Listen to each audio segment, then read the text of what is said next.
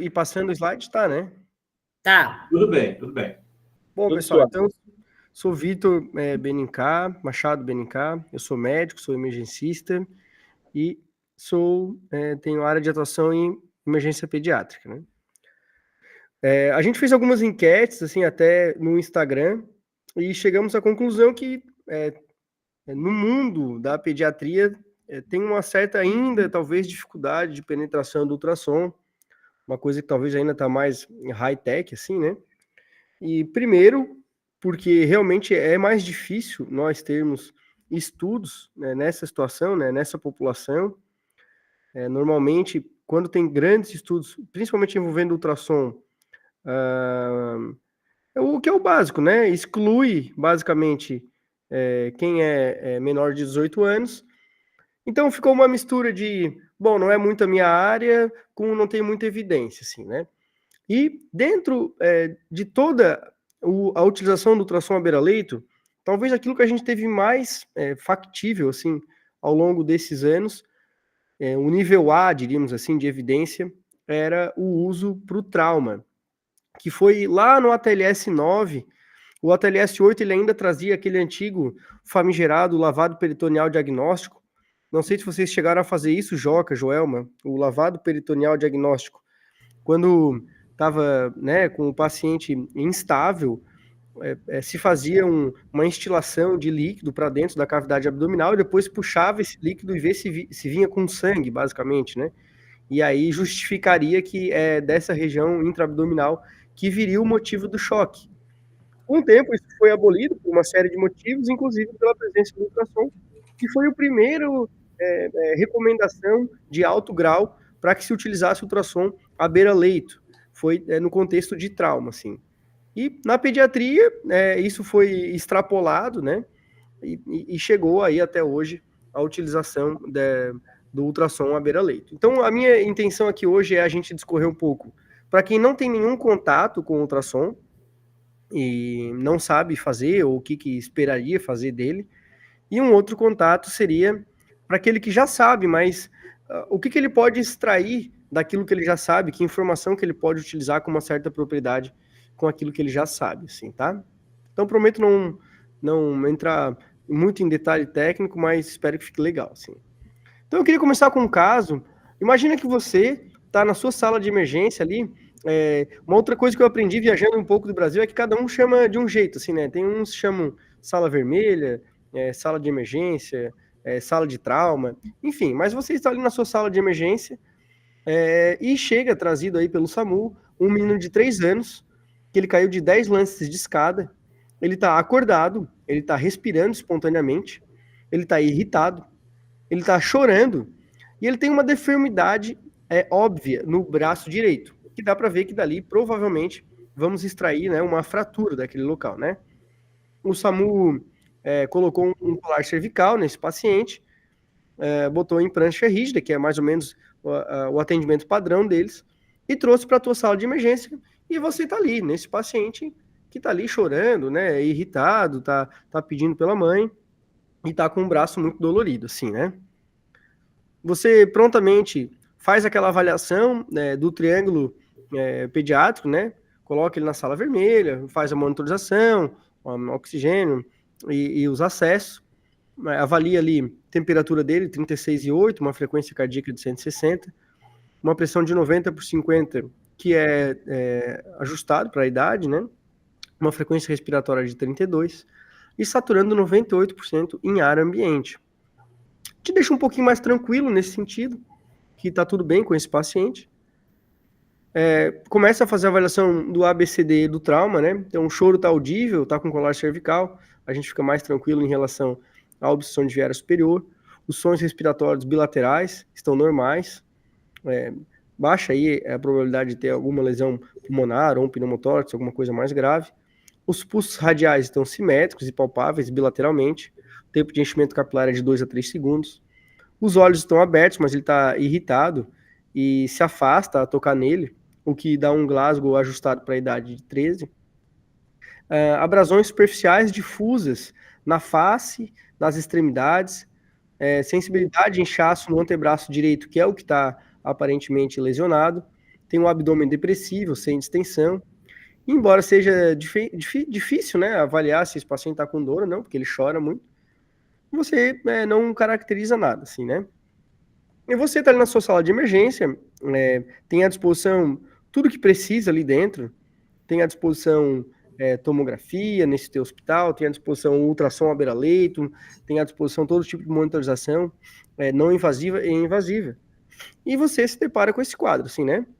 A minha pergunta é basicamente assim, vocês hoje, né, nesse momento aqui, antes de ver a minha aula, assim, vocês fariam esse ultrassom FAST nessa criança, assim, né? Vocês têm ali à disposição, vocês sabem operacionalizar isso, vocês fariam um ultrassom do abdômen, além de todas essas avaliações que estão vendo, vocês pediriam acesso para fazer a analgesia e pediriam só o raio-x do braço, vocês fariam uma tomografia desse paciente, não precisa tomografia, fariam só os raios-x, né? Como é que vocês, analisando esse caso de um paciente que tem uma cinética de trauma teoricamente elevada, mas que não tem a princípio, né, dentro desse contexto todo, que é atender um paciente pediátrico, a complexidade que é atender um paciente pediátrico, não tem a princípio nenhum tipo de impressão de que tem uma lesão abdominal, assim, tá? Então façam esse exercício na sua consciência. Eu até pensei, vamos fazer uma votação, mas é necessário, ia trazer mais tempo. Para esse momento a aula já tem bastante conteúdo, tá? A gente vai ver depois se vale a pena fazer ou não, tá? Mas eu queria trazer esse cenário, assim, para vocês. É um cenário, assim, de não tão obviedade, né? Caso contrário, a gente não precisaria estar aqui discutindo dentro de um grupo de tão alto nível como é esse grupo aqui do MEP Brasil, né? Se fosse, o paciente está com instável, dor abdominal, faz FAST. Claro que faz, né, gente? Isso aí não é novidade para ninguém, tá? Então, o FAST, né, o Focused Abdominal Sonography in Trauma, né? Ele é basicamente a avaliação de 4 pontos aí da linha abdominal, que vai pegar o espaço hepatorrenal aqui, né, o espaço de Morrison, o espaço espleno-renal no flanco esquerdo, o espaço suprapúbico e o espaço subxifoide ali para avaliar o coração. Isso aí não muda nada do adulto para a criança, as localizações que avaliam, né? Claro que tem algumas particularidades de cada um que a gente vai falar aqui hoje também. Mas o que a pessoa que está com o ultrassom em mãos e está à beira-leito, o que o médico, que não é um radiologista, né, está procurando ali? Eu preciso saber medir vesícula, eu preciso avaliar se tem um hematoma hepático ou um trauma esplênico. Não. O que a gente busca aqui, basicamente, é simplesmente achar alterações na anatomia normal que se classifiquem de maneira anecoica, ou seja, bem preto, assim, né? Esse preto no ultrassom significa um líquido recente, significa uma nova formação líquida. No contexto de trauma, a probabilidade pré-teste de que isso seja sangue é altíssima, né? Então a gente acaba considerando trauma, tá? Fala-se muito que o líquido ele acumula por onde mais é na área lesada, então um trauma hepático, que é o trauma mais comum, vai aumentar o sangramento naquela região do flanco direito. Acumula-se em espaços específicos do abdômen, né, como o espaço de Morrison, que é o espaço hepatorrenal, o fundo do saco de Douglas, que a gente vê ali pela região suprapúbica, na goteira parietocólica, que é um pouco abaixo ali das avaliações do flanco, e na cavidade torácica ali, vendo ali os derrames, né, os derrames hemotórax ou o derrame pericárdico, tá? A beleza do FAST é justamente, e por isso essa analogia de FAST, né, é que ele é feito em aproximadamente 60 segundos. Quem tem um pouco mais de destreza consegue ver em até menos, quem tem um pouco mais de dificuldade vê um pouco mais, mas é muito difícil que você leve muito mais do que 1, 2, 3 minutos para fazer um FAST, porque a busca dele não é em si para avaliar cada órgão, é para avaliar se tem líquido livre, né? É importante dizer que a gente está no contexto de trauma, é importante dizer que a gente quer ver se tem sangramento intraabdominal, tá? Então, para ver isso, questão de 1 minuto, 2, 3 minutos no máximo, isso é muito bom, sendo que o que a gente teria em contrapartida disso? Antigamente seria o lavado peritoneal diagnóstico, fazer um furo na barriga do paciente, e instilar um catéter ali dentro, colocar soro e retirar, e mandar para análise. E a tomografia, que aqui no Brasil a gente tem que tirar da sala de emergência, levar para dentro de um contexto de uma sala preparada, em outro andar às vezes, tal, não é tão rápido, ou em alguns casos até transferir de hospital, e então seria muito mais demorado, assim, né? Então essas seriam as nossas opções. Então ele é muito seguro, né? E muito rápido também. E o FAST ele é muito bom também, ele tem uma sensibilidade para achar líquido livre ali, mais de 90%, uma especificidade no contexto de trauma de quase 100%, ou seja, de ter líquido e esse líquido ser efetivamente sangue, né? A gente tem uma especificidade que ela varia aí de 94 a 99, porque a criança especificamente, ela pode ter alguns líquidos livres dentro do abdômen, e isso ser normal, assim, não tá dentro de um contexto de doença, então eventualmente algum médico pode confundir isso aí, para o diagnóstico de sangramento abdominal, e pode detectar fluidos muito pequenos, assim, menor de 70 ml, quadro praticamente inicial aí, tá?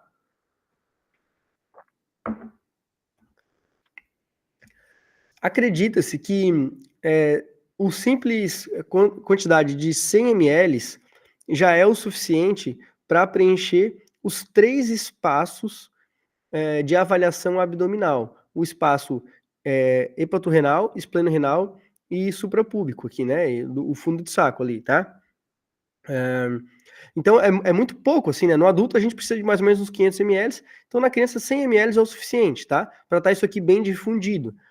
Então, 100 ml, dependendo a criança, ela nem vai estar chocada ainda, e você já vai estar vendo que tem uma lesão ativa, uma lesão de algum órgão importante, que precisa ser avaliado, ou mesmo que essa criança não poderia ficar sem uma atenção devida nas próximas 24 horas, sem estar reavaliando isso, tá? Então, pequenas quantidades já são suficientes para preencher os 3 espaços. Porque o que eu vejo uma dúvida, assim, na nossa curva de aprendizagem, né? A pessoa viu ali no rebordo costal direito, viu ali no flanco direito, na região hepatorrenal, ficou em dúvida se aquilo ali era, se aquilo ali não era, e ficou perdendo muito tempo lá em cima. Gente, não se preocupem assim, né? Se for sangramento mesmo, isso vai acabar evoluindo, pode ser feito dali 15 minutos depois, 10 minutos depois, pode ser se repetindo essa análise para ver se vai enchendo, assim, né? Se está sangrando, assim. Lembrando que o principal contexto que a gente tem que se preocupar aqui é os casos que demandariam de cirurgia, assim. Não é o simples fato de o paciente ter alguma lesão intraabdominal. A maioria das lesões intraabdominais também são de tratamentos conservadores, né? Tranquilamente poderiam esperar um segundo tempo aí para fazer uma reavaliação mais importante. A gente está preocupado mesmo com esse paciente que chegou ali agora, eu preciso fazer alguma intervenção momentânea, assim, tá? Então, com essa sensibilidade muito baixa e a possibilidade de fazer reavaliações, transforma esse exame, assim, numa coisa surpreendente, assim. No adulto, o primeiro local que se distribui o sangue é no espaço de Molson, né? O espaço hepatorrenal à direita ali. Na pediatria, isso muda um pouco. O espaço retovesical ou retouterino, dependendo do sexo, né? É o local que mais acumula líquido. Então, se a gente fosse avaliar para onde que está começando a sangrar no ponto de vista pediátrico, começaria pela avaliação suprapúbica, assim, tá? Era ali que sangraria primeiro. Claro, não sei se isso é relevante, uma informação relevante do ponto de vista clínico e operacional, mas pode ser aí dentro de alguns contextos bem específicos para saber, bom, se começou por aqui, mas não tem aqui ainda, será que realmente está sangrando? Será que não é outro tipo de líquido e tudo mais, tá? Para você fazer, tem duas possibilidades. A gente tem aqui à disposição o transdutor de baixa frequência, que é esse abdominal, né? Esse curvo aí, e o transdutor de alta frequência. É claro que com crianças maiores, só o transdutor de baixa frequência é o suficiente. Mas com crianças menores, a gente que faz ultrassom à beira-leito costuma dizer que em criança, transdutor linear é uma tomografia, né? Porque o transdutor de alta frequência, ele traz menor profundidade e traz um detalhamento, uma riqueza de informação muito grande, que para a criança é extremamente importante, já que a criança é pequenininha, na maioria das vezes ali 4, 5 centímetros, que é o que o transdutor linear traz de especificidade boa, é o suficiente para penetrar aonde a gente quer e consegue ver muito bem, né, a questão de intuscepção, de apendicite, outras inflamações abdominais, intestinais, acessos. Então, fica muito bom para utilizar o transtorno linear na criança, tá? Até cardíaco dá para fazer com linear e uma série de coisas, tá? Mas eu trouxe aqui algumas comparações para vocês. Esse aqui é o meu modelinho, é meu filho, né? Ele tem 5 anos completados aqui nesse mês. E eu trouxe as imagens aqui para vocês verem como uma criança de 5 anos se comporta com cada tipo de transdutor aqui, né? Então aqui eu estou basicamente no espaço hepatorrenal. Eu até consigo ver a borda inferior do fígado aqui embaixo, mas não seria um bom mecanismo para avaliar a interface entre o fígado e o rim, como é exatamente aqui com o transdutor abdominal, tá? Eu usei aqui um butterfly que ele, através dos presets dele mesmo, consegue fazer essas diferenças, assim. Então, tem que tomar um pouco de cuidado, assim, porque principalmente no FAST, quem ainda é mais interessante é o transdutor de baixa frequência, para ter maiores profundidades, tá? É importante que a gente consiga ver aqui na região posterior também o sinal da coluna, até para ver depois se não tem nenhum hemotórax, né? Se não tem nenhuma alteração do parênquima pulmonar também aqui na extensão, tá? Então, não recomendo que utilizem o transdutor linear para fazer FAST, né? Para outras coisas que poderiam, né, avaliar no abdômen, casos não tão urgentes, talvez seria interessante, tá? Nessa janela aqui, o que nós estamos vendo aqui, né? Então, fixem, né? A gente está vendo aqui o rim, a gente está vendo o fígado, aqui embaixo que espalha, né? Faz um espalhamento acústico, é diretamente o intestino com ar. Aqui embaixo a gente vai ter aquele sinal da espinha, abaixo do sinal da espinha a gente não vai conseguir ver nada, porque a espinha bloqueia a passagem sonora. E no polo cefálico, a espinha vai ter o diafragma e o pulmão. Vou voltar aqui para vocês entenderem. Então, ó, sinal da espinha, diafragma, pulmão, a interface entre o rim e o fígado, tá? É importante que a gente veja o polo superior do rim e o polo inferior do rim e o polo inferior do fígado, que é esse polo aqui, porque a passagem de sangue, a chegada do sangue se dá pelo esse polo inferior até chegar nesse polo médio, polo superior do rim. Então ela vem como se fosse de baixo para cima, assim, tá? Então às vezes vê aqui já direto nessa parte superior, pode ser que o sangue estivesse chegando ainda e não chegou lá ainda, né? Lembrando que a nossa cavidade é virtualmente toda completa, né? Nossa cavidade abdominal, e o sangue viscoso ele vai abrindo os espaços assim, né? Não tinha um espaço aberto ali para ele, tá? Aqui a gente passou para o outro lado, então fomos ver aqui a parte de baço, né, a interface entre o baço e o rim, o próprio rim, e a mesma coisa, né? O sinal aqui da espinha, que ele vai até o diafragma. Para esse lado de cá, é uma janela um pouco mais difícil, a gente teve bastante dificuldade nos próprios alunos que fizeram a prova de título de achar essa janela, mas é uma janela que ela precisa estar no domínio de quem faz sala de emergência aqui também, tá? E essa janela, o que a gente vê? A gente vê o baço, vê o rim, aqui vê o rim de uma maneira um pouco maior, porque pega ele, a face dele um pouco maior, aqui o intestino embaixo, e o pulmão e diafragma aqui em cima, tá? No polo cefálico. Partimos depois para a suprapúbica. Na suprapúbica, então, a gente vai ver basicamente a bexiga, né? A bexiga, na sua visão aqui, longitudinal aqui, com o transdutor abdominal. E aqui eu mostrei para vocês também com o transdutor linear aqui, como é que ela ficaria aqui também, tá? Tem uma boa penetração, dá para ver bem. Então, parece que é uma boa opção também de ver a bexiga também com os dois lados. Para não ter dúvida, uso o abdominal, tá? Bexiga, próstata logo abaixo, intestino posterior, tudo muito bem visto também. Aqui, né, caso fosse uma mulher, né, a gente teria que ver aqui a bexiga, e posteriormente à bexiga vem o útero e a vagina, né, quando o transdutor está apontado para cefálico, quando ele está longitudinal também, tá? Então dá para ver aqui também útero, cervix e vagina. Por fim, nós vamos avaliar aqui na região subxifoide, em direção ao ombro esquerdo do paciente. Vamos avaliar o coração. Na sua visão aí mais ampla, com o transdutor de baixa frequência, e aqui com o transdutor de alta frequência. Seria muito bacana essa imagem aqui, sabe, aqui, para guiar a agulha na realização de alguma punção. Para realizar a punção com o transdutor linear, ela é ótima, assim, principalmente em crianças. A gente fez isso faz pouco tempo ali, faz 1 ou 2 meses, numa criança que estava com derrame pericárdico.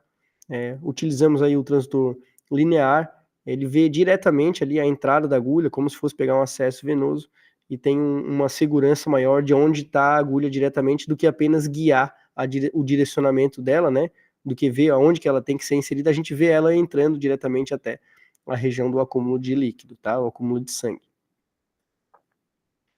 Então, coração, pericárdio, né? Geralmente o sangue vai se acumular de maneira mais proximal aqui, né, próximo da agulha aqui, né? Até porque o paciente vai estar com algum grau de decúbito aí, às vezes 20, 30 graus de decúbito elevado, para poder fazer esse sangue descer e aspirar da melhor maneira. Beleza, gente. Agora que vocês aprenderam a fazer, a gente tem algumas situações, né?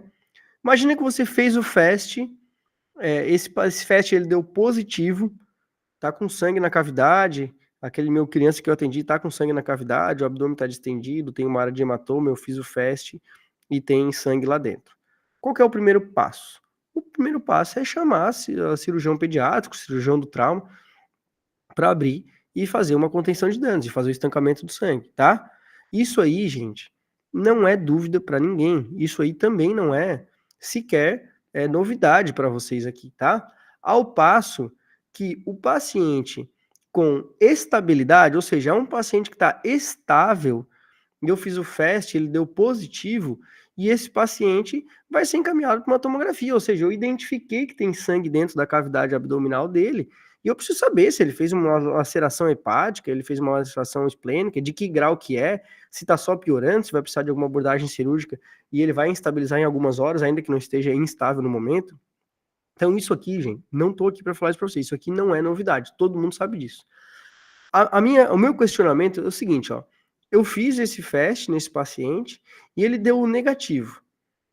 Tá tudo bem, beleza, eu preciso fazer a tomografia mesmo assim para descartar, eu não preciso fazer, o FAST ele já assumiria isso para mim, né? Qual o grau de recomendação que eu posso acreditar nesse meu FAST, como é que eu posso avaliar isso, assim, tá? Isso é uma dúvida que paira, né, que pairou durante muitos anos, assim, quanto que eu posso utilizar isso como a minha única conduta, né? E por que que isso é mais importante em pediatria até do que no adulto, né? No adulto parece que a gente aperta uns botões ali, vai lá e faz e pronto, assim, né? Se não houver necessidade de redução de custos, só pau para frente, né? Isso porque em pediatria a gente tem sempre, né, essa celeuma da janela, né, do confronto entre fazer TC ou não no paciente pediátrico. Porque as crianças elas são consideravelmente mais sensíveis à radiação do que os adultos, conforme os estudos epidemiológicos de populações expostas. As crianças têm uma expectativa de vida muito mais longa do que os adultos, resultando numa maior janela de oportunidade para ter danos associados à radiação. As crianças podem receber uma dose de radiação mais elevada do que a necessária se as configurações da TC e o técnico da TC não estiverem muito ambientados ao que precisa ser feito por causa do seu tamanho corporal menor, tá? Então, vários estudos, isso não é novidade para ninguém que já tem aí mais de 10 anos, que viu essa entrada da tomografia de maneira talvez um pouco mais indiscriminada nas nossas emergências pediátricas. Vários estudos avaliaram diretamente o risco de câncer após tomografias computadorizadas na infância. Encontrou uma clara relação dose-resposta, tanto para leucemia quanto para tumores cerebrais. O risco aumentou cumulativo com o aumento, né, da radiação. Então, os investigadores relataram que um aumento de 3 vezes maior no risco de tumores cerebrais e na mesma dose, né, de radiação, resultou um aumento de risco 3 vezes maior também para a leucemia, tá? E quanto que é essa quantidade? Uma quantidade aí de 5, né? Uma leitura ali de radiação é relevante para o corpo. Mas quanto que é esse 5, assim? Então, para vocês terem noção, 2 a 3 tomografias computadorizadas de crânio resultariam numa dose de 50, tá? Então, basicamente, para dizer que mesmo tomografia em baixas doses, ela não é segura em nenhum grau na pediatria, assim, tá? Então, principalmente esses pacientes que têm algum distúrbio neurológico, que fazem tomografia de repetição, eles elevam potencialmente, né, o seu risco de desenvolver tumores, tanto do ponto de vista hematopoético quanto central, do que a criança que não está recebendo, tá? Então, a gente não pode indiscriminar o fato de utilizar, e só uma tomografia ele nunca fez, vamos fazer só uma, também já coloca essa criança num contexto de risco maior. Então, a gente tem que ter muita responsabilidade sobre isso, né? Eu até, esses dias eu recebi, alguém me mandou, né? O bom médico, você nunca vai saber o que o bom médico fez por você, né? Porque parece que às vezes o bom médico é aquele que mais pede a tomografia, aquele que mais faz isso, e eventualmente um aparecimento de um câncer 5, 10 anos depois, não vai atribuir a relação daquele que sempre pedia a tomografia, né? E não vai ter um link direto, principalmente na cabeça dos pacientes, mas a gente tem que estar com a nossa consciência limpa de estar fazendo a melhor conduta possível.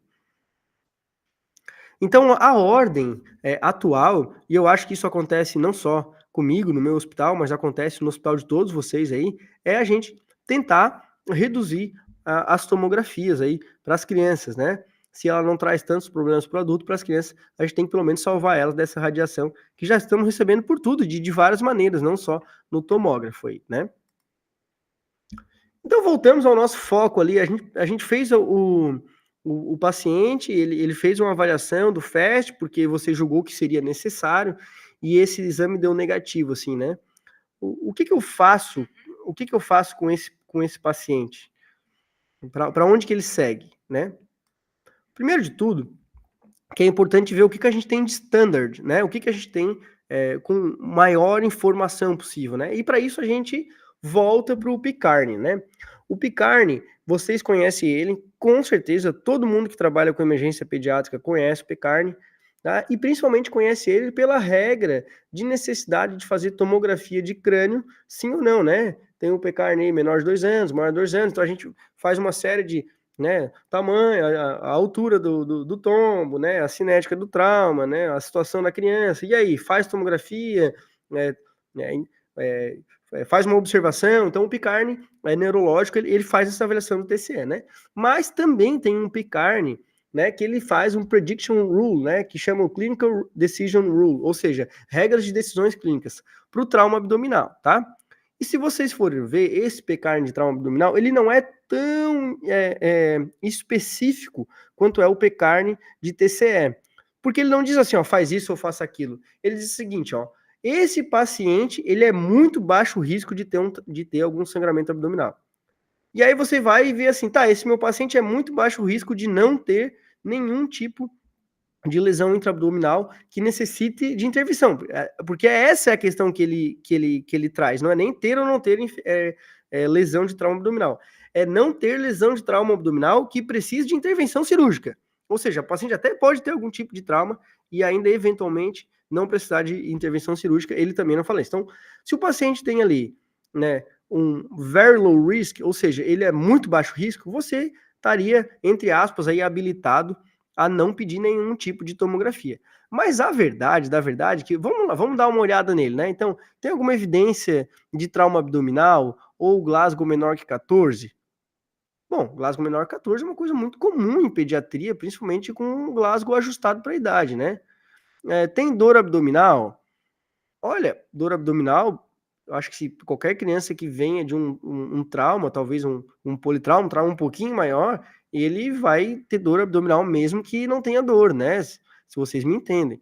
Então, tem alguma evidência de trauma torácico, de reclamação de dor abdominal, né? Diminuição dos sons respiratórios, vomitou, que é uma coisa muito comum também, até em relação para efeitos de medicamentos.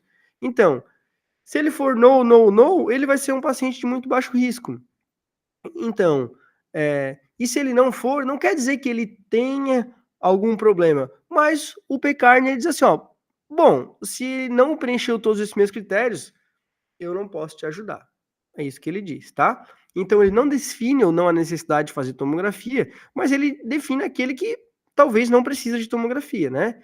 E ele apenas ajuda naqueles que não têm necessidade e que não é uma decisão igual o Pecarni TCE que a gente tinha, que ele diz, olha, esse paciente aqui eu acho que vale a pena a gente correr os riscos de fazer a tomografia, porque essa criança vai ter os benefícios de ver se não tem uma lesão mais grave que você precisa de alguma intervenção, tá? E o PECARNE, ele faz algumas outras avaliações secundárias, assim, né?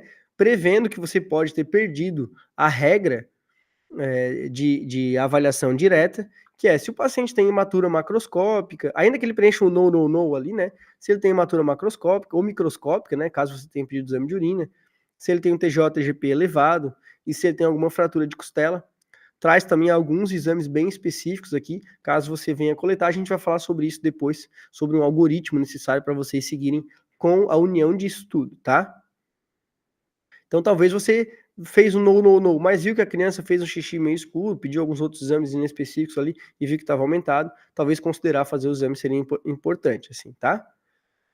A verdade, gente, é que hoje, se a gente for seguir a regra daquilo que o PECAR ele diz, a gente estaria uma sensibilidade altíssima para fazer a realização de TC para quase todas as crianças, né? Lembrando que, se o paciente não está em Glasgow, olha aqui, se o paciente não está em Glasgow 14 ou 15, teoricamente, ele já teria que fazer uma tomografia de abdômen. Lembrando que esse PECARN é para avaliação torso, né? Ou seja, de tronco, de abdômen. Então, assim, já teria que fazer uma tomografia de abdômen também. Então, uma sensibilidade altíssima, esse prediction rule, né? Esse clinical decision aí, score, para vocês assumirem, assim, né? Eu não sei vocês, assim, mas me incomoda o fato de ter essa acessibilidade tanta e, além de tudo, eu não tá respaldado pela literatura mundial de que eu tenha que matar no peito, uma coisa meio que própria aqui, minha e do meu hospital, de que eu não vou fazer tomografia para todo mundo que tem essas condições, assim, né? Então, me gera um incômodo isso também, tá? Então, vamos correr atrás da situação, né? Mas o ultrassom, nós estamos aqui para falar de ultrassom, então eu acho que tu trouxe aqui, Vitinho, tu trouxe informações extremamente relevantes para me deixar confortável e eu conseguir achar a panaceia, né? Então, o ultrassom, ele chegou a reduzir TC. Esse estudo aqui de Holmes aqui foi em 2017, ele ficou bem famoso também, foi publicado no JAMA, né?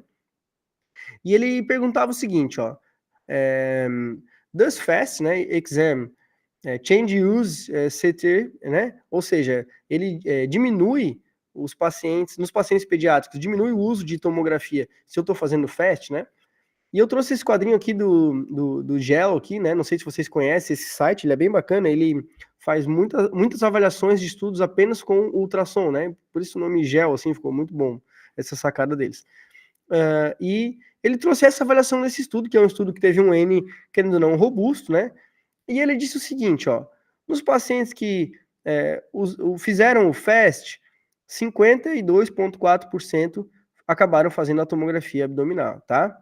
E nos pacientes que utilizaram a conduta standard, né?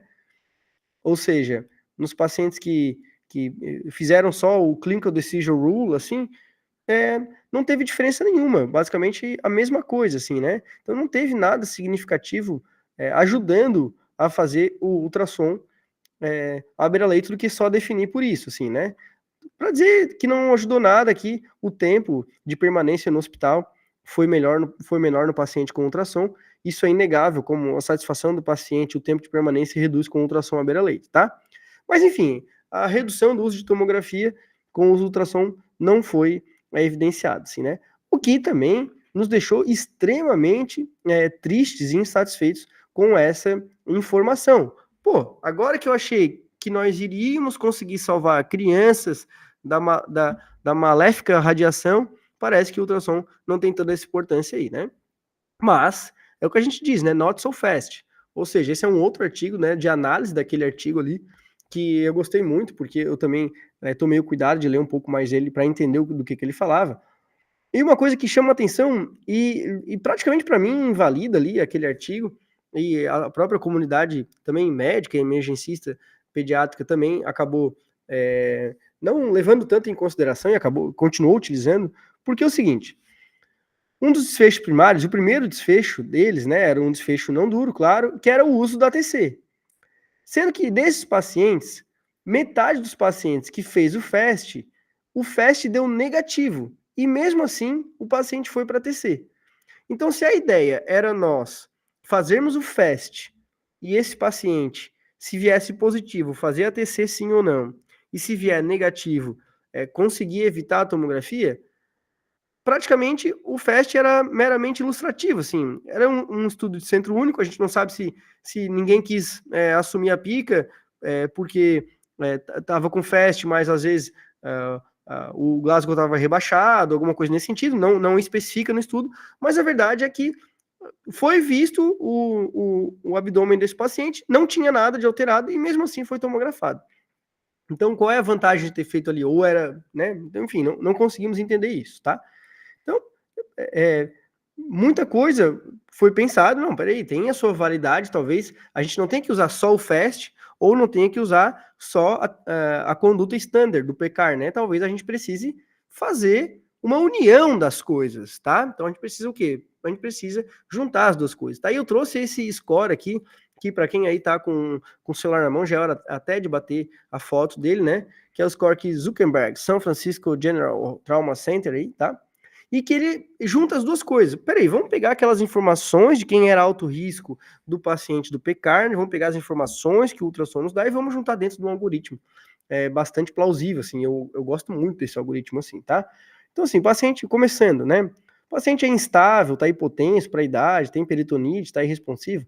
Pô, gente, esse paciente não tem nem o que a gente vê, né? Já sai até da nossa avaliação ali que esse paciente ali precisa, claro, fazer o FAST. Esse aí não é a dúvida de que eu vou fazer o FAST nesse paciente, né? Vou ter que fazer, e se for dali o sangramento, vai ter que ir pro bloco cirúrgico, né? Não é essa a questão do paciente extremamente grave. É o paciente, não, que tá ali, que a gente tá avaliando aqui e tal, que né, não tem tanta evidência de que tem um trauma abdominal, tá? Então, evidência de trauma abdominal, né, alteração ali, hematoma no flanco, né, o paciente está rebaixado, né, tem uma dor forte e tal. Aí a gente vai fazer o FAST, né, vai fazer o que também? Os exames laboratoriais. Então, a gente vai unir aquela coisa que o Pecarne falava que era o paciente de maior risco com o FAST, assim, tá? E aí sim, se o paciente tiver com as coisas anormais, né, tiver alterado, né, a gente vai considerar, sim, fazer esse paciente aí uma tomografia, né, considerar fazer uma tomografia e dar o segmento conforme o resultado da tomografia. Agora, se ele fez o FAST, deu negativo, né, e os exames deram normais, a gente conseguiria evitar nesse paciente que ele fosse tomografado, já que o FAST deu negativo de uma vez, ou o FAST repetitivo, ou as avaliações repetitivas, mais os exames também, de a gente não precisar fazer a tomografia nesse paciente. Basicamente é isso. Que esse é basicamente aquele nosso caso, né? A gente tinha um paciente, vamos rever aqui os sinais dele, ó, temperatura, frequência cardíaca, pressão arterial, o princípio estava totalmente estável, mas ele positivava o quê? Aqui no Glasgow, aqui, né? Então, faria ou não faria FAST nesse paciente? Na cabeça de vocês agora, né? Analisando esse nosso essas nossas condutas, né? O nosso fluxograma de condutas. Faria sim esse ultrassom, ainda que aparentemente não tinha nada, mas ele está um pouquinho rebaixado. Nós já colocaríamos ele aqui, né? Como o Glasgow menor 14, faria os exames e também faria o FAST, tá? Não daria para liberar esse paciente também sem nenhum tipo de avaliação, né, gente? Tem que fazer o exame e FAST também, tá?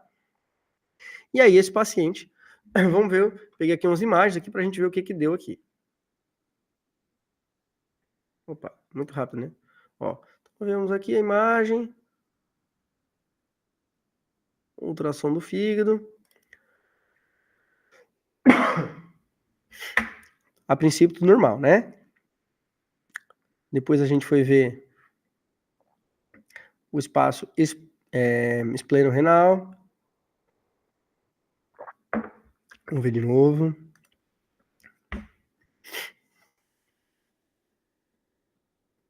Tudo bem também.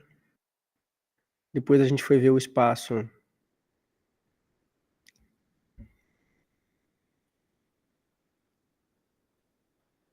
espleno-renal. Aqui o espaço suprapúbico. Tudo normal também. Aqui a gente viu o espaço suprapúbico de maneira transversal. A princípio não tem nada alterado também. E por fim a gente viu parte cardíaca aí, né? Aí ele tá vendo aí um paraesternal eixo longo, mas tá vendo o coração, basicamente. Então o paciente ele realizou as radiografias de tórax, pelve, cervical, antebraço direito. Ele foi diagnosticado aí com fratura supracondiliana, as outras radiografias vieram negativas, né? Os exames vieram bons, o FAST veio negativo e a ortopedia constatada, esse paciente pode ir para casa tranquilamente, tá? Entenderam como é que a gente fez essa dinâmica desse paciente? Ele não tinha suspeitas de trauma abdominal, mas estava levemente rebaixado, a gente tem que fazer avaliações para ele pensando em trauma abdominal, tá? Um trauma obscuro ali, né? Um trauma, um criptotrauma ali, tá? Como é que seriam os exames alterados, né? Teria essas manchinhas aqui, ó. Tá vendo aqui, ó? Aqui no espaço hepatorrenal, ó. Teriam essas manchinhas aqui, tá? Que poderia ser aqui na parte abdominal ou até na parte superior, né? Na parte torácica. Quem é mais ligado já vê o que, ó? Que esse paciente tem o sinal da coluna aqui e ele encerraria onde? Ele encerraria aqui antes de começar o pulmão, porque o pulmão, como ele é rico em ar, ele não deixa o ultrassom passar aqui, né? Não deixa o som passar. Mas como ele tem líquido, vocês vão ver que o sinal da espinha, ele se estende cefalicamente até enquanto houver líquido e ele vai desaparecer quando começar a haver ar de novo.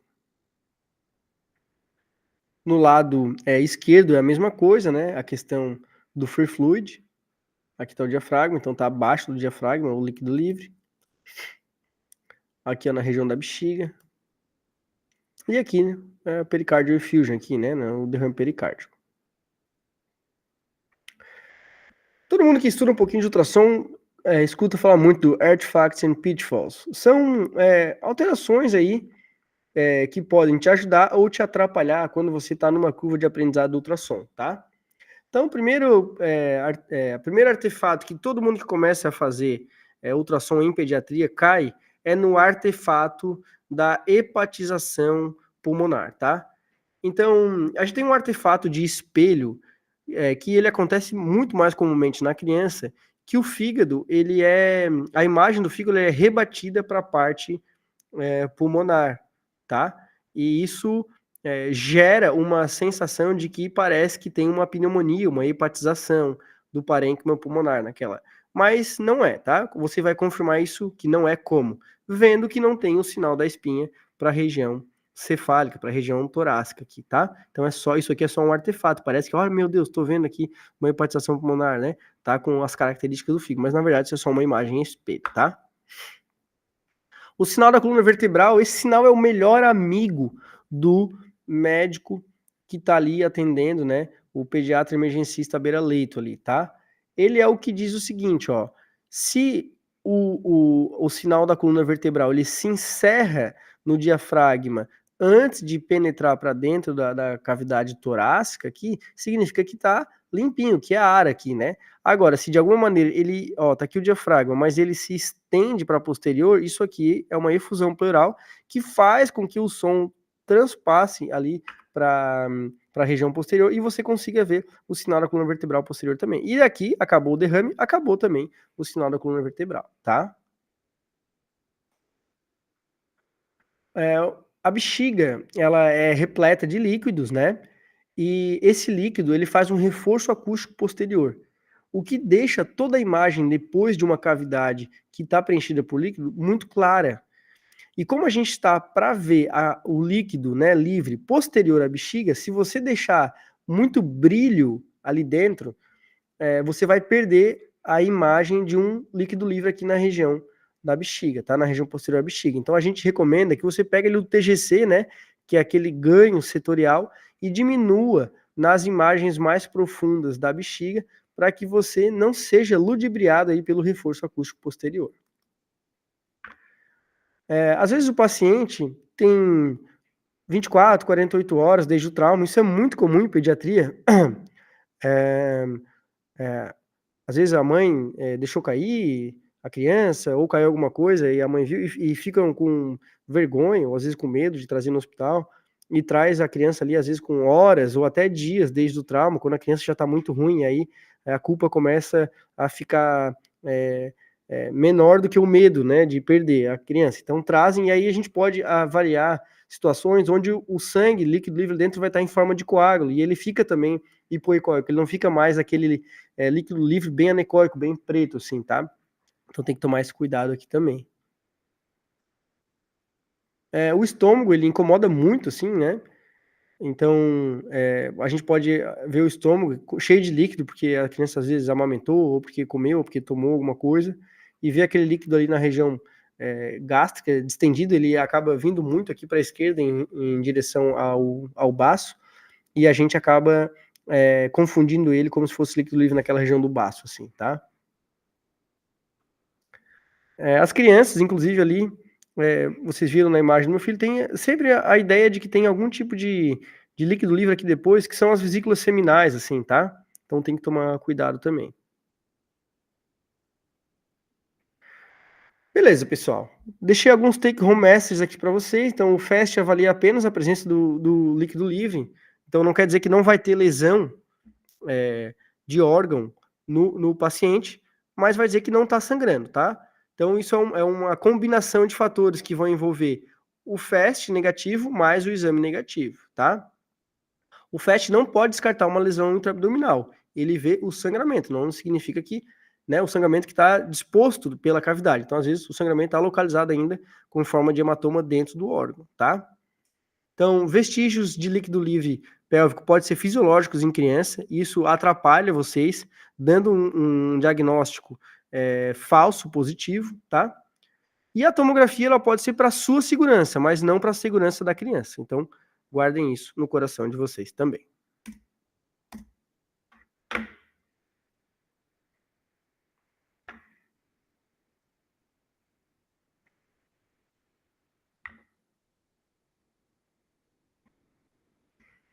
Beleza, pessoal.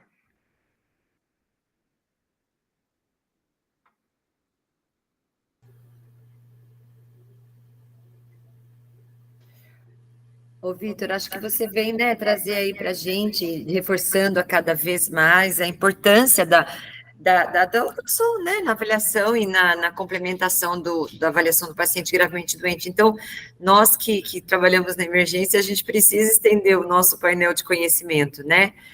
Ainda nós temos poucos pediatras, né, muito poucos pediatras com esta formação.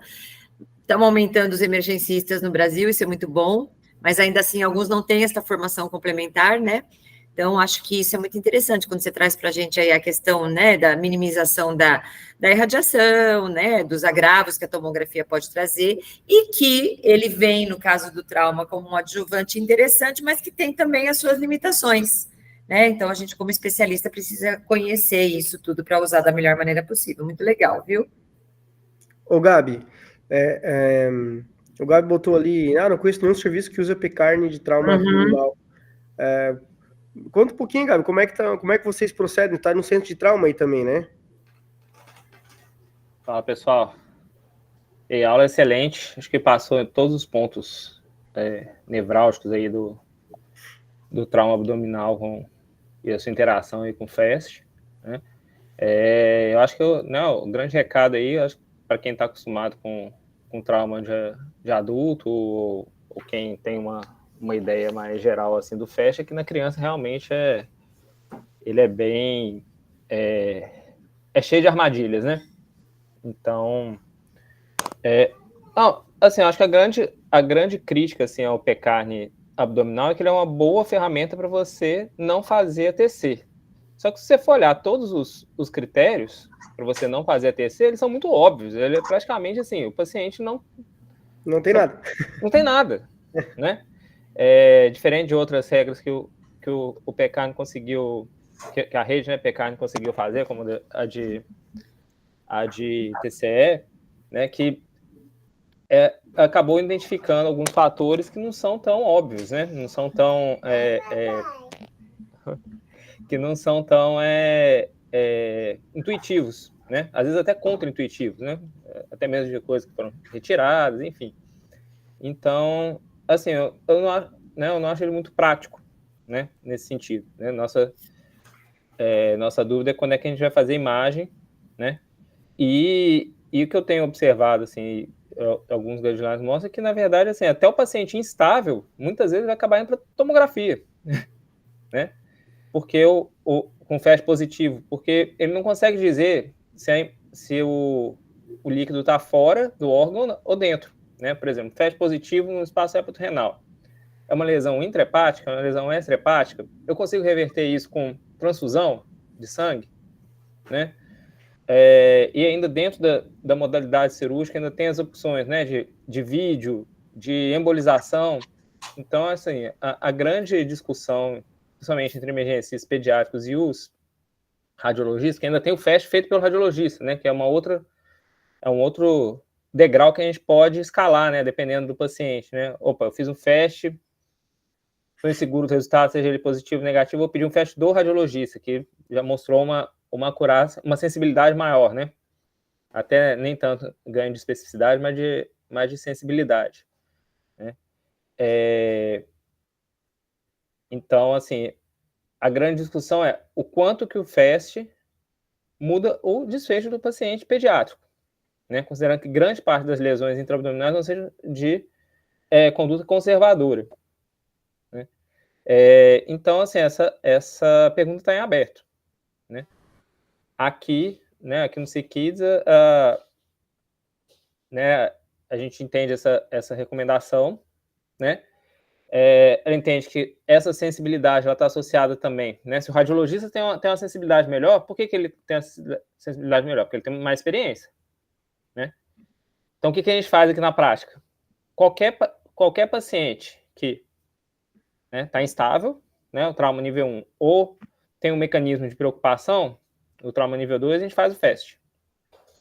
Faz de todo mundo, entendeu? Às vezes nem faz muito sentido ali, mas a gente faz, para ganhar, para manter a mão, entendeu? De fazer ali naquela situação, naquele cenário, né, complexo, e levar em consideração principalmente o exame físico, né?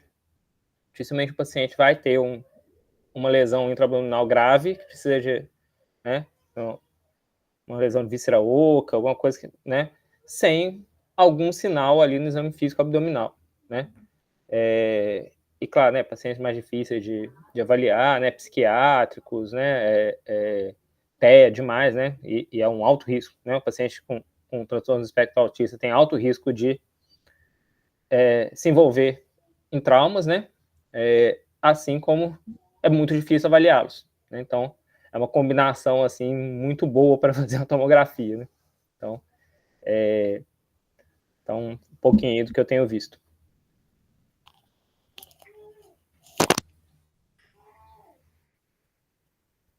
Joca, quer encerrar? Não, eu não quero encerrar, muito pelo contrário, quero continuar mais uns dias aqui, porque, assim, ó, quando eu escuto ultrassom, Vitinho, a nossa emergência aqui, ela não atende trauma, mas eu sou apaixonado por ultrassom porque eu sou apaixonado por coisa que eu não sei fazer. Então, assim, eu sei que esse é um recurso maravilhoso, é um recurso ótimo, eu penso em semiologia, assim como eu gosto de usar o estetoscópio no pescoço, o ultrassom para tudo, assim, para várias coisas. Meu sonho é poder usar alto fluxo e ultrassom para definir entrada e saída do paciente com bronquiolite, enfim, tem alguns critérios absolutos, quem sabe fazer ultrassom só respiratório. Então, quando vocês falam em ultrassom, fico eu babando aqui, porque os nossos novos emergencistas estão fazendo bem. Mas nós aqui, que já fomos no início da apresentação do Vitinho, chamados de velhos, em cima desses procedimentos que tu põe um soro no abdômen do paciente, tira sangue, vê se tem trauma ou não. Nossa, era uma coisa para lá de arcaica. Talvez a velhice tenha me feito esquecer desse procedimento. Da época da sangria, né? Ainda aceitou só 2 nomes, né, Joca? Só o meu e o seu. Ele pontuou quem são os Ele foi velhos. muito elegante, inclusive, né? Então, assim... Não, eu tô incluso, eu fiz também, Gabriel deve ter feito também, Gabriel. Mas eu acho que eu fiz, não. Ele é a saída para um monte de coisas, assim, diagnósticos diferenciais, né? A gente teve alguns casos essa semana aqui, assim, paciente que sofreu trauma, pequeno trauma, e que a família se preocupava com uma perda de fôlego, quem sabe com uma aspiração, quem sabe uma crise convulsiva, e era uma imaginação, né? Então, assim, não estou falando só do FAST para o trauma, mas o recurso de ultrassom ser um recurso de uso rápido, de uso FAST na expressão própria, como o estetoscópio. Eu acho muito interessante que a gente passe a dominar. Eu acho que eu já estou ficando meio passadinho, meio velho, para tentar pegar essa gente que está chegando, a Larissa está aqui, por exemplo, eu acho ótimo, acho que a gente tem que se especializar nisso mesmo. E a aula, Vitinho, como sempre, espetacular, né? Deu 1 hora aí de pontos bem importantes, tu poderia falar vários outros momentos aí a respeito disso. Tô aqui, como é que se faz, né? Olhando e apreciando. Obrigado, Choca.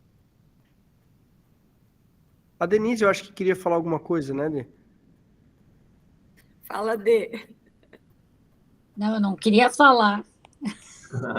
Eu só disse que eu sou tão velha quanto, muito mais velha, e eu também fico babando, confesso para o Joca, que faz muita falta, sabe? Eu acho que isso é um ponto muito importante na formação do emergencista atual. Não tem dúvida, né, gente, que o grande grau de resolução, de ajuda, né, no dia a dia da emergência é isso. A brincadeira foi que esqueceram de citar os mais velhos, que eu estou aqui mais velha ainda que o Joca. É isso. Parabéns, estava maravilhoso, Vitor. Mas tu não tem cabelo branco, né? O Joca tá cheio. Ah, bom, não, eu tô com o cabelo bem preto ainda. Eu não tenho cabelo preto.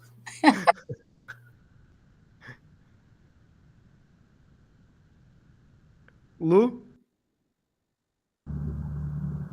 Foi ótimo, Vitor. Assim, aqui a gente ainda, infelizmente, não são todos. Assim, eu acho que a gente, nas emergências de SUS, praticamente não é o pediatra que faz, né? A gente depende de pedir o exame para o radiologista, que infelizmente ainda acaba gerando aquele deslocamento do paciente da mesma forma, né? Mas acaba que a gente faz todo mundo. A gente, não sei se você lembra quando a Adélia deu aquela aula de neuro, né? Que ela falou que a gente faz tanta toma de crânio que chega a dar um dor, né, no coração. Realmente é muita toma, porque é uma referência, né? Para a neurocirurgia. Mas a gente fica tentando evitar realmente. E aí eu acho que a gente acaba perdendo a mão do ultrassonografista, pela formação da radiologia, para a criança, porque nem todo mundo tem, então acaba que muitas vezes não ajuda, né? Então, realmente, eu acho que assim, a gente tem com esse desafio, que é pediatra, realmente aprender essas peculiaridades, já aprender com as peculiaridades da pediatria, que a gente vê que é diferente do adulto. Enquanto que, às vezes, a gente fica na dependência do ultrassonografista de função, fazer o PET, fazer o exame como uma ultrassom, digamos assim, de abdômen, você acaba, às vezes, talvez perdendo essas peculiaridades, porque tem uma formação em adulto, né? Então, realmente, a gente vê muitas vezes que há falhas nos exames e que a gente termina indo mais para a tomografia mesmo. E quando vai lá, não tem nada. E essas armadilhas, né, que o Vitor falou. Então, acho que a gente aqui ainda tem um pouco essa dificuldade da ultrassom realmente está ainda como um exame auxiliar, um exame complementar, solicitado para um radiologista, e não tanto ainda de forma muito difusa ser feita pelo profissional, pela pediatria, né? E atende trauma aí, Lu? Tu atende trauma aí também? Hospital referente de trauma? Nós somos a maior unidade de trauma do Norte-Nordeste. Ah, legal. É enorme. O Hospital da Restauração é o maior, vem trauma em todo canto. Aqui até quem tem plano de saúde, o privado, vai todo para lá. Aí depois que vai para os outros cantos, depois que escoa na hora do pega para capar mesmo, é lá, né, o pessoal. E assim, a gente às vezes até brinca assim, que se tiver um trauma grave é melhor ir para lá mesmo, porque é onde o pessoal tem mão. Sim. Porque os serviços privados acabam não tendo mão nessa estabilização inicial do paciente crítico, vítima de trauma, né? Mas a gente é realmente... o hospital da restauração é um hospital praticamente cirúrgico. A gente não atende clínica, né? Não é o perfil clínico. A gente só atende trauma mesmo. Ah, legal. Trauma, neuro, que tem esse link aí, né? Neuroclínica e neurocirurgia. Isso aí é trauma grave é centro de trauma, não. Você pode estar no melhor hospital privado com as maiores tecnologias, se não tem, se você não tem protocolos de trauma, você não tem estruturas de trauma, não dá certo, né? Já vi um caso desse no hospital que eu trabalhei, né? Era um adulto, né? A família insistiu para ir para lá, porque tinha plano, não sei o quê, o colega do SAMU cedeu, né? Tipo assim, né? Direcionar para um centro de trauma, né? É o mínimo, né? É uma intervenção médica, né? Então, assim, não é uma preferência, né? É uma recomendação forte. Arthur, você que está aí no Rio, o que você tem aí de... Rio também tem grandes centros de trauma, qual que é a sua experiência aí? Não sei se ele... Lá é tiro, porrada e bomba. não sei se ele saiu agora. Travou ali. Travou?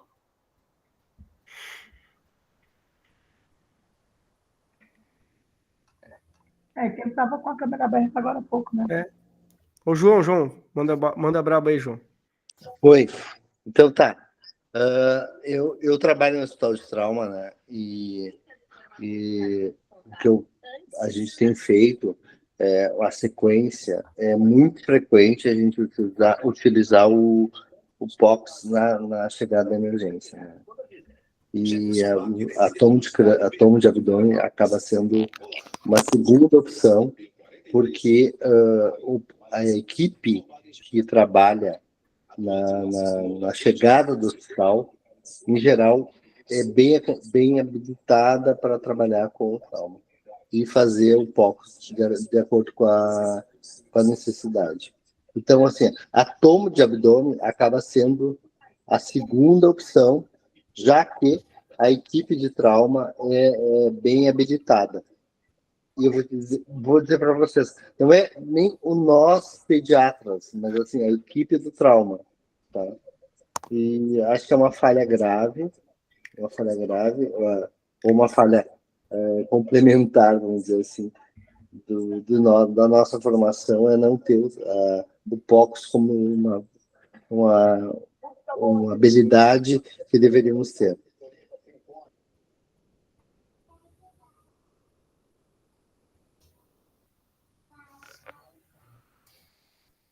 É o Joca, fala lá, Joca. Não, só para complementar o João, que a gente, assim como a Denise, nós somos mais ou menos contemporâneos nisso de formação, e quando a gente participa de mesas sobre educação médica, formação de emergencista, eu acho que é importante a gente destacar aquelas instituições que já estão, de alguma maneira, dando alguns passos que eu nem considero na frente. Vou dar o exemplo aqui da Unicinos, que ensina anatomia com ultrassom, não mais um cadáver, né? Então, assim, tu passa a ter o instrumento na tua mão desde o primeiro ano de faculdade. Daí, quando os guris chegam lá no 5º, 6º ano e vão para as emergências, eles ensinam os velhos emergencistas quase tudo, porque eles já têm uma vivência com um instrumento que é fácil.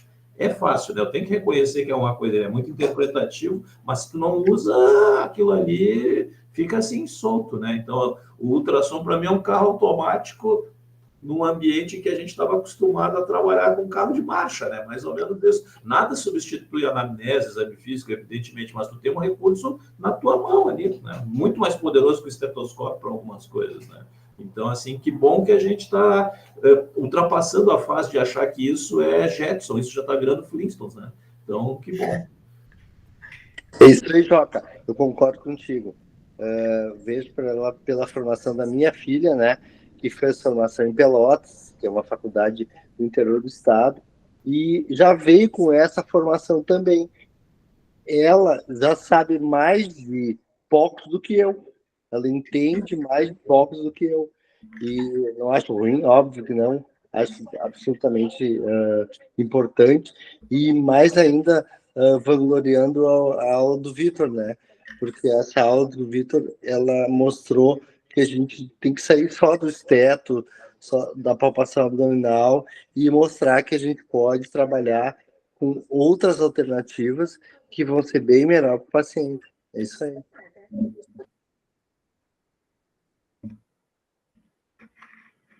Bom, pessoal, Então, agradeço aí a presença de todos, deixar registrado quem está aqui com a gente ainda que na próxima a gente não vai ter, né, Joca, ao vivo, né? Eu acho que é bom deixar sinalizado também que a gente vai estar no Congresso. Isso. Todos nós aqui estaremos no Congresso, eu acho que, exceto o Gabriel, que está no Canadá, e a Lu, que vai estar em algum outro compromisso. Nós estaremos no Congresso Brasileiro de Medicina de Emergência no Mato Grosso do Sul. E vamos gravar, não, a gente não vai fazer aula ao vivo, atualizações que teremos no Congresso, assim, né? Isso aí, muito bom. Muito bom hoje e muito bom o próximo também, né? É isso aí. Vai ser legal. Então tá joia. Tá bom? Então tá. Tchau, tchau, gente. Beleza, gente. Valeu, bom congresso tchau. para todo mundo aí. Então, retomamos Obrigado, dia 9 de Vitor. outubro, tá, pessoal? Então tá. 25 a gente vai estar no Congresso, dia 9 a gente volta. Tá bom. Valeu, gente. Valeu, obrigado, Valeu. Vitor. Foi uma Tchau. honra. Obrigado. Obrigada, Vitor. Tchau.